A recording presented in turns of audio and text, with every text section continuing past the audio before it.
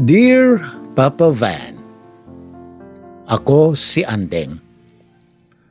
Nang makita kong pangalan ng babae ang una sa call log ni Romson, gets ko na kaagad na hindi siya ang nararapat na lalaki para sa akin. Sinasabi ko na nga ba, wala kang pinagkaiba sa kanila. Pare-pareho kayong manluloko. Bulyaw ko. Teka, ano bang kasalanan ko? Wala naman akong ginagawang masama sa'yo. Mahinahong tugon niya. Sinungaling ka? Sabi mo ako lang ang girlfriend mo. Sino tong si Ivory ha? Walang iya ka? Pinaniwala mo akong ako lang ang babae sa buhay mo. Oo, totoo naman, ikaw lang ang girlfriend ko. Pero wala akong sinabing ikaw lang ang babae sa buhay ko. Pakiramdam ko noon ay pinipilosopo na niya ako kaya mas lalo akong nagalit. May gusto pa sana siyang sabihin noon pero naging sarado na ang utak kong pakinggan siya. Para ano pa? Para paikutin na naman niya ako? Hindi na ako makapapayag, Papa Van. Pinagsisisihan ko talaga na minahal ko pa siya.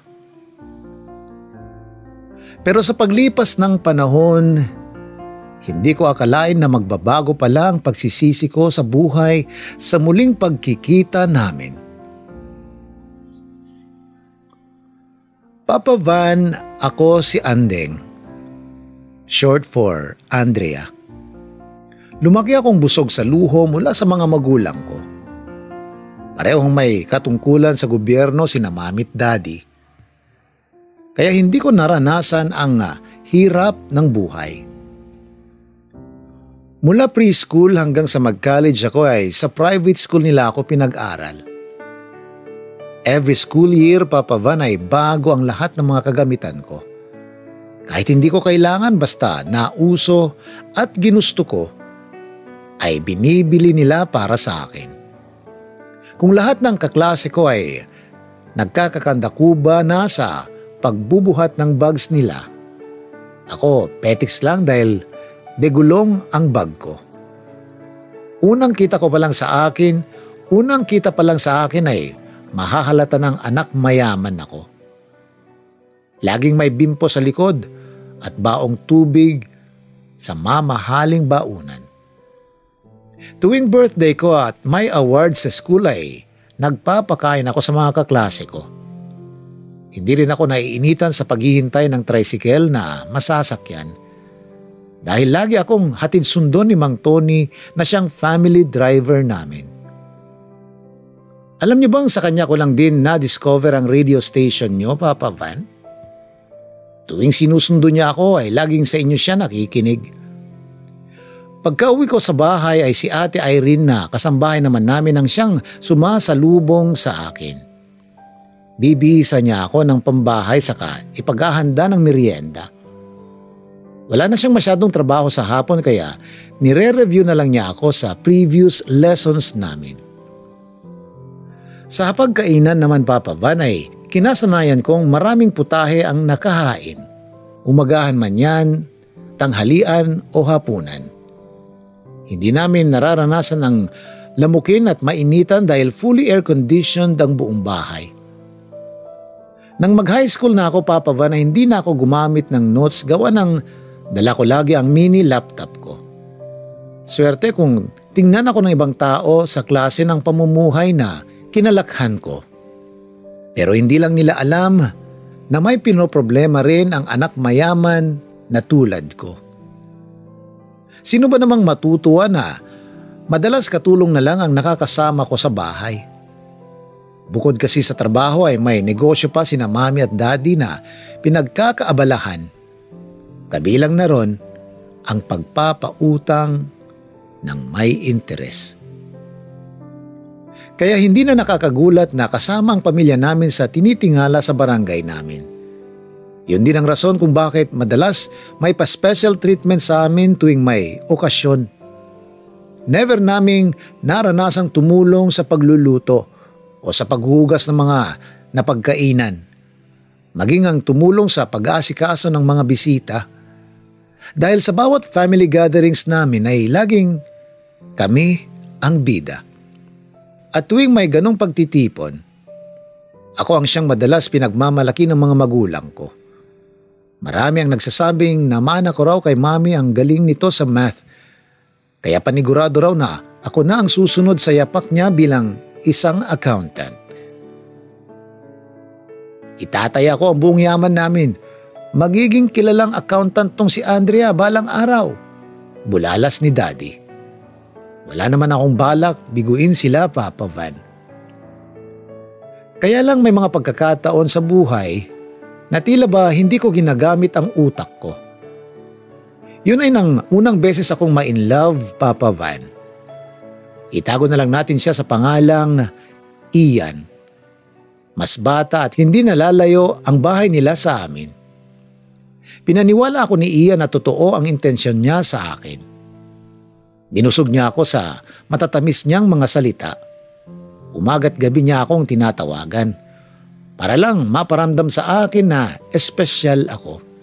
Kilig na kilig naman ako, Papa Van, kasi nga gwapo.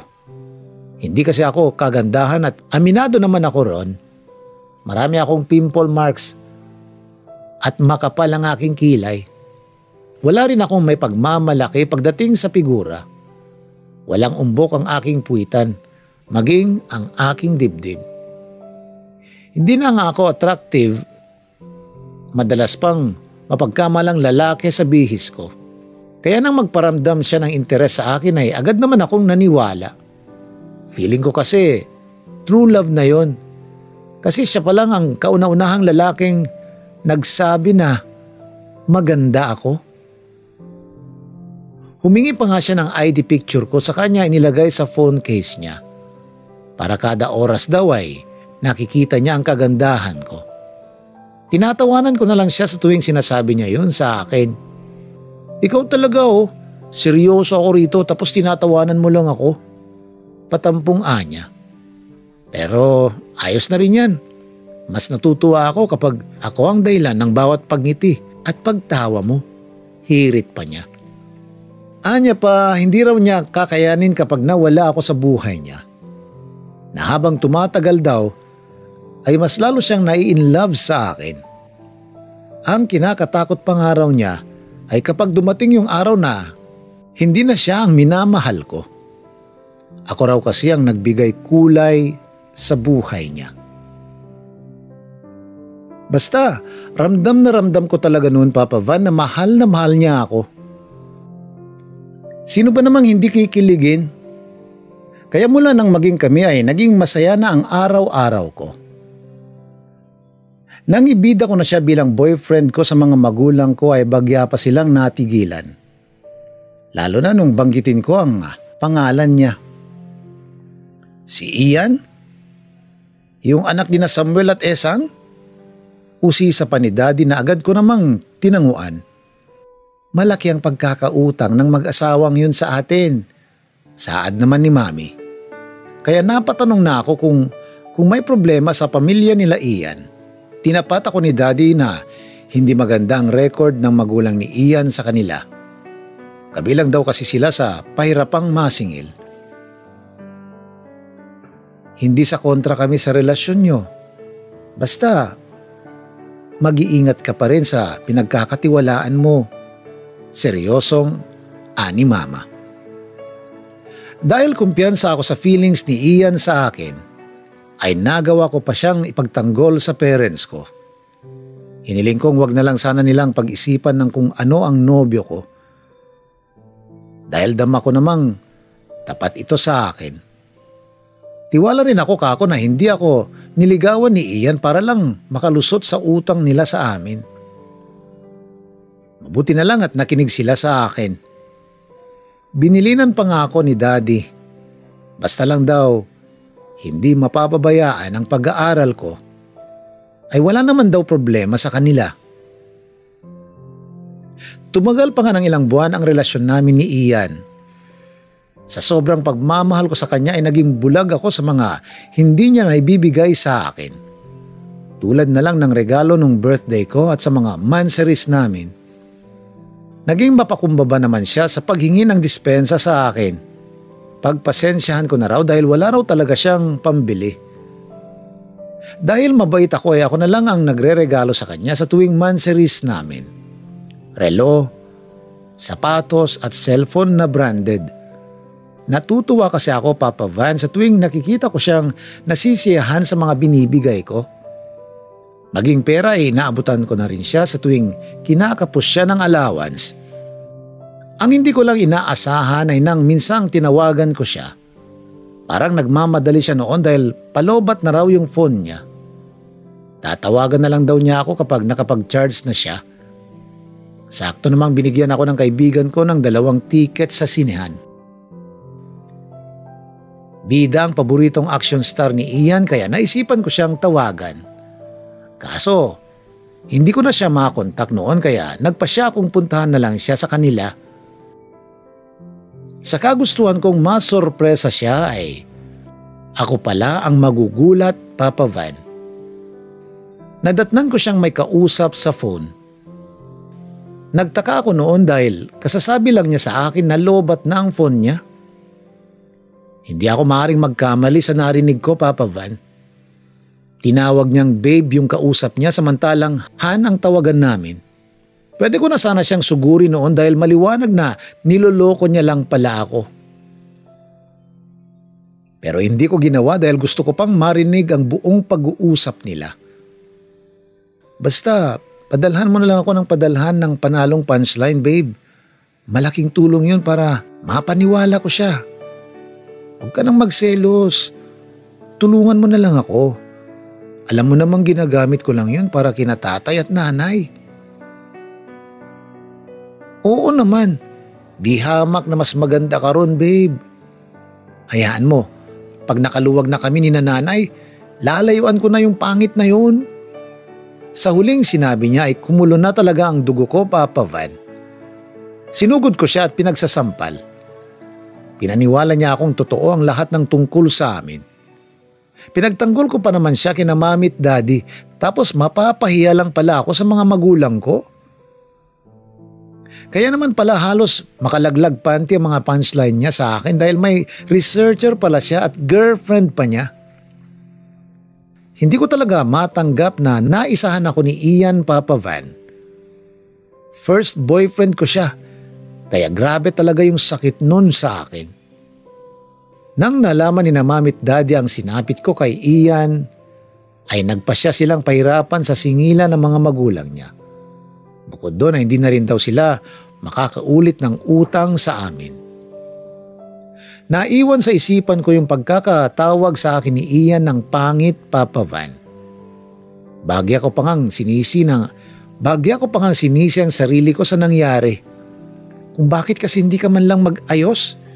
Tingnan mo nga yung sarili mo. Ang pangit-pangit mo. Kaya ka niloloko eh. Pangit ka na nga. Uto-uto pa. Usal ko sa aking sarili sa harap ng salamin. Hanggang sa maisipan kong pagtuunan ng panahon ang pagpapaganda. Gusto kong pagsisihan ni Ian ang panluloko sa akin sa susunod na pagkikita namin. Kaya humingi ako ng tulong sa mga magulang ko. Alam ko kasing kakailanganin ko ng pera sa plano kong pagpapaganda. Hindi naman ako nabigo dahil suportado raw nila ako sa lahat ng gusto ko. Ang una kong ginawa, Papa Van, ay ang pagpapaayos ng buhok. Nagpa-Brazilian keratin ako sa isang kilalang salon. Nagpa 3D embroidery ako ng kilay para maayos na itong tingnan. Lingguhan na rin akong nagpapaderma upang mapaganda ang kutis ng mukha ko. Mas dumami kasi ang pimple marks ko. Dahil nasa tamang edad na ako nagpagluta na rin ako para pumuti ang aking balat. Sa pagdaan ng araw, Papa Van, ay lalo ko pang napaganda ang aurahan ko. Namili ako ng mga branded na damit at sapatos. Yung mga damit na hindi na ako mapagkakamalang lalaki kapag sinuot ko. Natutunan ko na ring magpakita ng ilang bahagi ng katawan ko. May ilang kaibigan kasing nagbigay ng tip sa akin. Hanggang sa muli akong ma-in love sa isang lalaki, Papa Van. Siya si Marcus. Gwapong mas malayo kay Ian. Dahil kumpiyansa na ako sa kagandahan ko, malakas na rin ang loob kong walang lokohang magaganap sa relasyon namin. Totoo na talaga yung kilig na nararamdaman ko noon dahil malakas na ang kumpiyansa ko sa sarili. Bago pa lang kaming magkakilala ni Marcos ay pansin ko na ang pagkahilig niya sa paglalaro ng ML. Walang naging kaso yun sa akin nung una, Papa Van. Nangako kasi siya sa akin na babawasan na niya yung oras sa paglalaro kapag naging kami na. Kaya lang magdadalawang buwan na kami sa relasyon namin nang mapansin kong wala pa ring nagbabago sa kanya. Mas lumala pa nga dahil sumasali na rin siya sa mga liga ng Mobile Legends. Sinisita ko naman siya pero madalas hinahayaan ko na. Pinapayagan ko na lang sa tuwing magpapaalam siya para sa liga nila. Ang sa akin naman, mainam na yun, Papa Van, kesa mga liwa pa siya tulad ni Ian. Pero nagkamali na naman ako dahil wala pala silang pagkakaiba. Nabigla na lang ako nang makita ang Facebook post sa kanya na may katabi siyang ibang babae. Nag-iinuman sila noon habang naglalaro. Kumulo talaga ang dugo ko nang makita ko ang ilang pictures na nakaakbay siya sa katabi niya. Nang i-check ko ang ilan sa Facebook accounts na nakatag ay mas lalong sumama ang loob ko, Papa Van. Yun ay nang makita ko ang account ng babaeng katabi niya. Na transgen naman pala. May ilan pa ngang hinahalikan siya sa pisngi. Nang kumprontahin ko siya ay pinagtanggol pa niya yung bakla.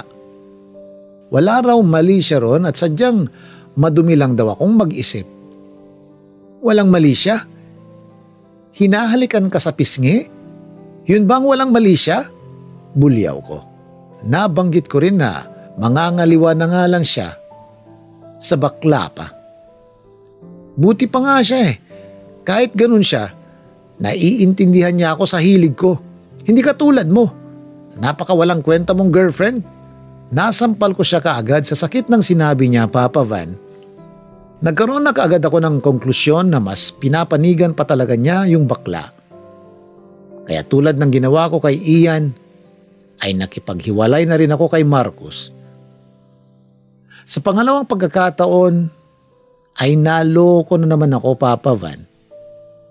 Mabuti na lang talaga at hindi ko siya pinayagan sa kagustuhan niyang makuha ang pagkababae ko.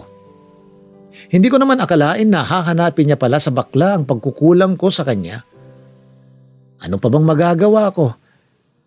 E di, move on na naman ulit, Papa Van. Sinisi ko na naman ang sarili ko sa pagiging madamot. Na kaya ako iniwan ni Marcos ay dahil boring akong girlfriend. Mula kasi nang maging kami ay hanggang kiss at hipo lang siya. Kaya sa sunod na pagkikipagrelasyon ko ay naging all out na ako, Papa Van. Si Tope. Siya ang kauna-unahang nakaangkin sa akin. Umasa akong magiging maayos ng lahat sa pagiging open ko sa lahat ng bagay. Pero hindi ko akalain na yun din pala ang makakapagpahamak sa akin. Nabuntis ako, Papa Van. Pero hiwalay na kami ni Tope bago ko pa nalaman. Natuklasan ko kasing may asawa na pala siya. Hindi na rin pumayag si Mami na ipaalam kay Tope ang pagdadalang tao ko. Sa gagawin ko raw kasi ay maaaring makaladkad lang lalo sa kahihiyan ng pamilya namin. Kaya ang naging ending, mag-isa kong iniraos ang pagbubuntis ko. Napilitan akong huminto muna sa pag-aaral kahit na graduating na sana ako. Bago pa man umumbok ang tiyan ko ay pinapunta muna ako ni na Mami at Daddy sa Makati para makaiwas na rin sa mga chismosa. Mapalad pa rin ako, Papa Van, dahil hindi ako pinabayaan ng mga magulang ko. Pagkapanganak ko ay bumalik na ako sa aking pag-aaral. Iniwan ko sa Makati ang anak ko. Lola ko ang siyang nag-aalaga sa kanya. Sa aking pagbabalik ay sinalubong kaagad ako ng intriga mula sa mga kapitbahay. Maging si Mami ay pansin kong stress na rin. Hindi pala sapat ang ginawa kong paglayo para makaiwas sa intriga. Kaya sa tuwing may nagtatanong kung nabuntis daw ba ako kaya ako biglang nawala, laging ang sagot ko ay hindi. Umalis lang talaga ako para magbakasyon. Siguro naman this time, Andrea, magiging mas maingat ka na, pagalit na bilin ni Mami. Maging sa mga kaklase ko ay walang nakakaalam na nagkaanak ako. Pero aminin kong mula nang maging nanay na ako, mas naging maayos ang disposisyon ko sa buhay. Kahit nasa amin na ang lahat ng anak ko, kailangan ko pa rin maging maingat sa susunod na pakikipagrelasyon. Kailangan ko nang magtanda dahil isa na akong ina. At sa susunod kong makakarelasyon, sisiguraduhin ko nang siya na ang pinakamatinong lalaki na tatayong ama ng anak ko. Hanggang sa makilala ko si Romson sa isang school reunion. Mas matanda sa akin ng 2 taon. Gwapo, matikas ang pangangatawan. Kaya lang, nagduda na ako noon sa status niya dahil nga sa gwapo siya. Pero nanindigan naman siyang single talaga, na wala pa siyang girlfriend noong mga panahong yon. Dahil type ko siya, Papa Van, ay ako nang nagkusang nagpakita ng motibo. Halata ko kasi na type niya rin ako. Hindi naman ako nabigo dahil kalaunan ay naging kami na rin. Sa kagustuhan kong mag-work ang relationship namin ay hindi ko binanggit sa kanya ang tungkol sa pagkakaroon ko ng anak. Natatakot kasi akong iwan niya ako. May pagdududa man, gusto ko pa rin umasa na matino nga si Romson. Kahit may nangyayari na sa amin ni Romson, sa awa ng Diyos ay wala pa namang nagbabago sa kanya. Pumayag akong magsama na kami. Gusto ko sanang tumulong sa bayarin ng apartment pero hindi siya pumayag. Gusto raw niyang patunayan sa parents ko na hindi pera ang habol niya. Nakakatuwa nga dahil kung kailan nakuha na niya ako, saka naman niya lalong pinaparamdam na mahal niya ako. Kaya ganun din ang binalik ko sa kanya.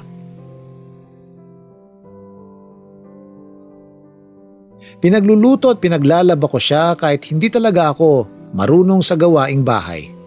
Ganun ko siya kamahal, Papa Van. Handa ko ring talikuran ang kinasanayan kong buhay para sa kanya. Inakala ko talaga na road to forever na ang relasyon namin ni Romson. Kaya lang, ang labis na ikinagulat ko lang ay nang umattend ako ng Christmas party ng kumpanya nila. Narinig kong kinakantsawan siya ng isang katrabaho niya. Pinag-uusapan kasi nila noon ang tungkol sa pagiging big time na empleyado. Naku, sino bang maya't maya may dumarating na parcel sa atin?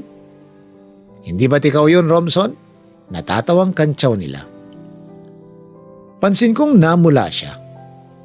Nagtaka ako noon dahil wala naman siyang mga bagong gamit na inuuwi sa apartment. Pwede ko lang isipin na may ibang babae rin siya tulad ng mga ex ko. Pero wala naman akong napapansing kakaiba sa kilos niya. Hanggang sa biglang nagring ang phone niya at lumalayo pa talaga siya kahit nagri-ring pa lang. Meron din yung bigla na lang siyang nagpapaalam. May emergency daw na pupuntahan. Kinagabihan noon, mahimbing na siyang natutulog nang maisipan kong kalikutin ang phone niya. Alam ko na dati ang passcode niya pero hindi kasi talaga ako nangingialam ng phone. Nang makita kong pangalan ng babae ang una sa call logs ni Romson, gets ko na kaagad na hindi siya ang nararapat na lalaki para sa akin. Sinasabi ko na nga ba? Wala kang pinagkaiba sa kanila. Pare-pareho kayong manloloko. Bulyaw ko. Teka, ano bang kasalanan ko? Wala naman akong ginagawang masama sa'yo. Mahinahong tugon niya. Sinungaling ka? Sabi mo ako lang ang girlfriend mo. Sino tong si Ivory, ha? Walang iya ka? Pinaniwala mo akong ako lang ang babae sa buhay mo? Oo, totoo naman. Ikaw lang ang girlfriend ko. Pero wala akong sinabing, ikaw lang ang babae sa buhay ko. Pakiramdam ko noon ay pinipilosopon na niya ako kaya mas lalo akong nagalit. May gusto pa sana siyang sabihin noon pero naging sarado ng utak kong pakinggan siya. Para ano pa? Para paikutin na naman niya ako? Hindi na ako makakapayag, Papa Van. Pinagsisisihan ko talaga na minahal ko pa siya. Hindi rin niya ako masagot kung para kanino ba talaga yung mga parcel na binibili niya. Nung gabi ring yun, Papa Van, ay nilayasan ko siya. Panay ang tawag niya noon pero pinapatayan ko na lang siya ng phone. Hanggang sa nakaramdam na lang ako ng pagkapagod sa pag-ibig, Papa Van. Kaya nag-decide na muna akong pumirmi sa bahay namin sa Makati. Ginugol ko na lang ang buong panahon ko sa pag-aalaga sa anak ko. Nag-decide akong mag-put up ng sarili kong cafeteria. Ilang taon ang lumipas, Papa Van, hindi ko sukat akalain na magkukrus pa pala ang landas namin ng lalaking minsan ko nang minahal. Natigilan ako nang makita ko ang isang mama sa dulong table. Masaya siyang nagkakape noon habang kausap ang isang batang babaeng kasama niya. Si Romson, Papa Van. Nagkita kaming muli ni Romson. Thank you for visiting, sir. Ilang nasabi ko. Andrea, is this yours? Pagtutukoy niya sa coffee shop. Pagtango ko ay lumapit sa akin yung batang kasama niya. Agad na nagmano ito sabay ngumiti. Nga pala, siya si Ivory. Anak ko. Tila nauutal na anya. Parang may kung anong kumurot sa dibdib ko sa sinabi niya, Papa Van. Halos hindi na ako makatitig sa kanya noong mga oras na yon. Yung pangalan ng babaeng nasa kollag niya noon. Anak pala niya. Pasensya ka na. Hindi ko kaagad naamin sa'yo. Pinoprotektahan ko lang kasi si Ivory. Nagawa ko lang naman yun kasi mismong sarili niyang ina. Iniwan siya. Akala ko noon magwo-work yung relationship namin ni Jessa sa pagdating ni Ivory. Pero nagkamali ako.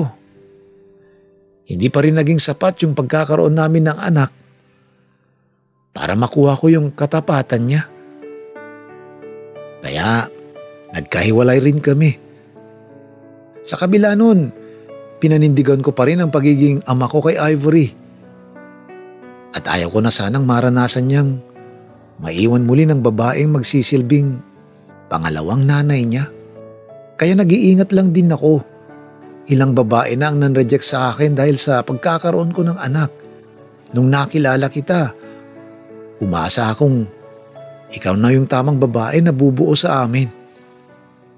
Pero nung nakita mo yung pangalan niya sa phone ko at nagalit ka,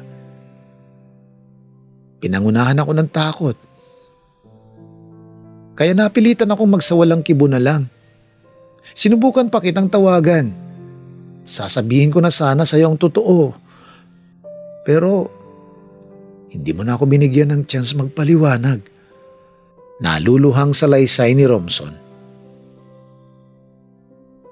Yung mga parcel pala sa opisina ko noon. Mga gamit niya yon. Gusto ko kasi kahit hindi ako ang nag-aalaga sa kanya, ay naibibigay ko pa rin ang pangangailangan niya. Dugtong pa niya.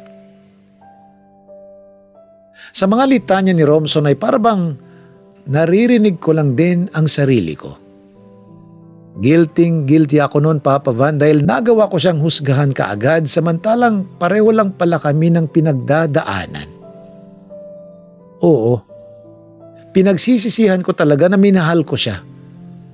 Pero hindi ko naman nakalain na magbabago pala ang pagsisisi ko sa buhay sa muling pagkikita namin. Sinong mag-aakalang tulad pala ni Romson yung lalaking matagal ko nang hinahanap? Noon ay buong puso ko na ring inamin ang tungkol sa anak ko. Maging ang dahilan ko na halos pareho lang sa dahilan niya. Agad naman niya akong naunawaan. Wala akong narinig ng anumang panghuhusga mula sa kanya. Ngayon ay nagsisimula kaming muli ni Romson, Papa Van. Hindi bilang magkarelasyon, kundi bilang magkaibigan. May karelasyon na kasi siya at nirerespeto ko naman yun.